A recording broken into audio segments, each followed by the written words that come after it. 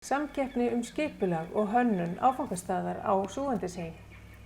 Súgandisheiði eftirsóttur útsýnisstaður við Stykkishólm, þar sem bæði hægt að njóta útsýnis yfir eyjarnar á Breiðafirði og að bænum. Helstu markmið keppninnar voru auk þess að efla öryggi á vinsælan útsýnisstað að ýta undir náttúruupplifun og auka enn frekar aðdráttarafl Stykkishólms sem eftirsóknarverðs ferðamannastaðar á Snæfellsnesi. Það álit dómnefndar að samkeppnin hafi tekist vel og hún hafi skilað mjög metnaðarfullum og faglegum tillögum.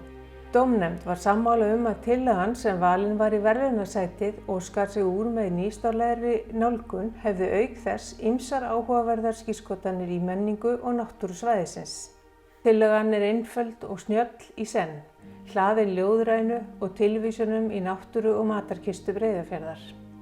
Markmið höfunda að gera sem minnst inngrip vel útfært og upplifunarþáttur staðarins fær listræna vídd. Vinningstillaga: fjöregg. Dómnefnd telur að fjöreggið muni hafa mikið aðdráttarafl í sjálfu sér og verða listræn staðarprýði. Verkið eftir Glámu Kímó landslag í samstarfi við Ólöfu Nordal og Gunnar Karlsson.